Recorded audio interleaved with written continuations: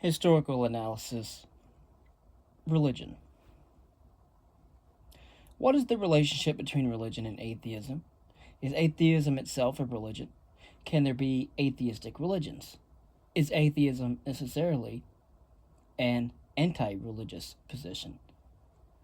Here I argue that atheism itself is not a religion. However, I maintain that there are three world religions, Jainism, Buddhism, and Confucianism, which are atheistic in one of the primary senses of that term, as defined in the general introduction, the denial that a theistic God exists. I also showed that, in an important sense, atheism does not even stand in opposition to theistic religions. The concept of religion was developed historically in the Judeo-Christian context and still has its clearest application in this context. Just as the concept of atheism applied outside its original historical context can be misleading, so too can the concept of religion applied outside its original context. Nevertheless, it will be assumed here that cautious application outside its clearest historical context can be also illuminating, at least to Western readers. To answer the separate question of whether atheism is a religion and whether there are atheistic religions, a prior question must be considered. What does it mean to say that something is a religion? It is impossible here to discuss the many attempts to define religion in philosophy, religious studies, theology, and social science. Since my training and background is philosophical in nature, I consider two of the best recent analyses of the concept of religion to be found in the philosophical literature. William Alston approaches the concept of religion by specifying what he calls religious making characteristics.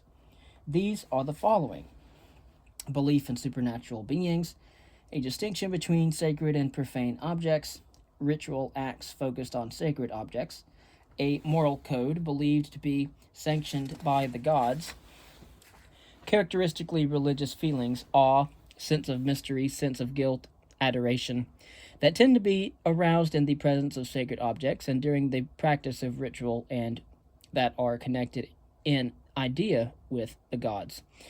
Prayers and other forms of communication with gods, a worldview or a general picture of the world as a whole, and the place of the individual therein. This picture contains some specification of an overall purpose or point of the world and an indication of how the individual fits into that world, a more or less total organization of one's life based on the worldview, and a social group bound together by the above listed. According to Alston, these characteristics, neither singly nor in combination, constitute tight, necessary, and sufficient conditions for something being a religion. Yet, he says each of them contributes to making something a religion. He continues, when enough of these characteristics are present to a sufficient degree, we have a religion. Alston also argues that there is no more precise way than this of saying what a religion is. For Alston, Roman Catholicism and Orthodox Judaism are paradigm cases of religions. They are the sorts of cases in which the term religion most certainly and unmistakably applies. However, he argues there can be a variety of cases that differ from the paradigm in different ways and to different degrees by one another of the religion-making characteristic dropping out more or less one or the two. Ritual drops out entirely in Quakerism and is de-emphasized in Protestantism. Belief in supernatural beings is whittled away to nothing, as in certain forms of Unitarianism, or may never be present, as in certain forms of Buddhism. And again, those are 9 characteristics emphasized by Alston. As more and more of the religious characteristics drop out, either partly or completely, Alston maintains we feel less secure about applying the term religion to these beliefs. Indeed, we encounter less and less obvious cases of religion as we move from example Roman Catholicism through Unitarianism, Humanism, and Hinayana Buddhism to communism, for example. The best one can do, according to Alston, in regard to these belief systems is to specify the features of the paradigm cases and then to specify the respects in which less clear-cut cases differ from the paradigms. This approach to analyzing the concept of religion is salutary in that the attempt to specify the essence of a complex and manifold phenomena such as religion in terms of a set of necessary and sufficient conditions is very difficult. Austin's religion making characteristic approach allows us to include under the rubric of religion all we want to include and enables us to compare less clear cut cases with the paradigm ones. Nevertheless, there is a problem with Austin's approach. It is pertinent to notice that 4 of the 9 characteristics explicitly mention a god or gods. Reference to God also enters Austin's explanation of some of his other characteristics. For example, sacred objects are explained in part by Austin as objects that are the habitation or manifestation of a god or supernatural being. Thus, given the fact that atheism rejects gods or supernatural beings, there could not be clear-cut or paradigmatic cases of an atheistic religion. Since, however, Buddhism is considered a paradigm case of a religion and Buddhism is atheistic, one may very well wonder about the neutrality of Austin's criteria. Monroe Beardsley and Elizabeth Beardsley have also attempted to define the concept of religion. In contrast to Austin, they hold that the sets of beliefs, emotions, and actions that are called religions include not only well-known ones such as Christianity, Islam, and Buddhism, the Abrahamic faiths, but also Hinduism, Buddhism, Taoism, and Shintoism, but also ancient religions and the religions of non-literate societies, arguing that one cannot define religion in terms of a belief in God or in a soul because such beliefs are not found among all religions. They propose that religion be defined in terms of the attempt to answer basic religious questions, and these are the following 5. What are the fundamental characteristics of human beings and the chief problem they face? What are the characteristics of non-human reality that are of greatest significance for human life? Given the nature of man and the universe, how should men and women try to live? Given the answers to the first 3 questions, what practices will best develop and sustain in men and women an understanding of the nature of human and non-human reality and a dedication to the ideal of human life? In seeking true answers to the first 4 questions, what method or methods should be used? According to Beardsley and Beardsley, the first 2 questions are primarily metaphysical, or beyond physics. The 3rd and 4th are primarily ethical, and the 5th is epistemological. Ethical has to do with morality. Epistemology has to do with the theory of knowing. They take all 5 questions to be closely related and maintain that the interconnections among them give each religion a unified outlook on life and the world. Having isolated these basic questions, they then define religion as any set of interrelated religious beliefs, providing answers to all the basic religious questions, together with the attitudes and practices determined by those beliefs. Their definition avoids the faults of Austin's. Indeed, they anticipate and answer the major questions that critics might raise to the anticipated objection that their definition is circular. Beardsley replied that they introduced the 5 basic religious questions without using the term religion. For them, a religious belief is simply an answer to one of the 5 basic questions. Consequently, the meaning of religious belief and religious question is specified independently of a religion. In response to the objection that their definition is too intellectual, they point out that the 5 basic questions have a practical and emotional urgency that removes them from the sphere of purely theoretical inquiries.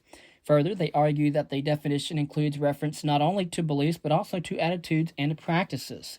Beardsley and Beardsley reject the objection that their definition is too broad, and that there are sets of interrelated beliefs, attitudes, and practices that meet their specifications and are not recognized as world religions.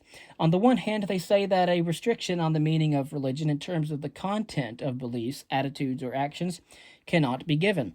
On the other hand, they point out that increased cultural and historical knowledge has tended to broaden what is counted as a religion, and that their usage is in harmony with this trend. They also maintain that a term is needed to refer to all serious attempts to answer the basic religious questions, and that religion is the appropriate one to use. And they finally say that their definition is in harmony with common usage, that in all cases it includes all those sets of beliefs, emotions, and actions that have been commonly called a religion. Beardsley and Beardsley admit, however, that there are controversial cases of religion, and they put both humanism and Marxism, for example, in this category as ideals. Although their definition includes the disputed case of humanism, they leave open the question of whether Marxist communism is a religion. In conclusion, however, both Alston's and Beardsley's definitions allow for the possibility of atheistic religions. However, Alston's excludes atheistic religion from being clear paradigm cases of religion, while Beardsley allow this possibility. The question remains whether any actual religions are atheistic. And in my sense, atheism is not a religion because religion entails that one believe in a deity or a supernatural being, and atheists do not believe is the disbelief that a God exists. Is atheism a religion? Well, in 1971, the prominent atheist Madeleine Murray O'Hair argued that atheism was not the religion of the future, since atheists, although numerous, were unorganized and complacent and were unwilling to fight the legal and political encroachments of Christianity within the United States. Christianity is gaining more and more political power, she said, and atheists are doing nothing to stop it. A naive reading of O'Hare's speech might well lead one to suppose that she believed that if atheists were to do what she advised, atheism would be the religion of the future. But it is not clear how seriously O'Hare's speech is to be taken. Whatever her intentions might have been, it can be safely said that atheism is not the religion of the past, present, or future, because it is not a religion at all. Using either one of the definitions of religion introduced above, atheism fails to meet the conditions or criteria of being a religion. Negative atheism, that is, not having a belief in God or gods, lacks all of the religion-making characteristics specified by Alston, and it does not provide answers to any of the basic religious questions specified by Beardsley, not even to question 2, what characteristics of non-human reality are significant for human life. Positive atheism, the belief that there is no God or gods, is not a religion either, according to our 2 definitions of religion. It has none of the religion-making characteristics specified by Alston. Indeed, it entails the negation of those that mention a god or gods. And the only basic religious question of Beardsley it can even remotely be thought to answer is question 2. What characteristics of non-human reality are significant for human life? Again, negative atheism is not having a belief in God or gods. And positive atheism is the belief that there is no God or gods. And are there atheistic religions? Now, it does not follow from the fact that atheism is not itself a religion that there are no atheistic religions. Some scholars, however, of religions have argued that Jainism, Buddhism, and in some of its forms at least, as well as Confucianism, fall into this category, those of the Eastern faiths. There can be no doubt that they are religions. Acknowledged as such by scholars, they do meet the requirements of Beardsley's definition, since they do provide answers to the 5 basic religious questions. Moreover, although they are not paradigm cases of religions on Alston's account, they most certainly possess enough religious-making characteristics in order to be numbered among his less clear cases.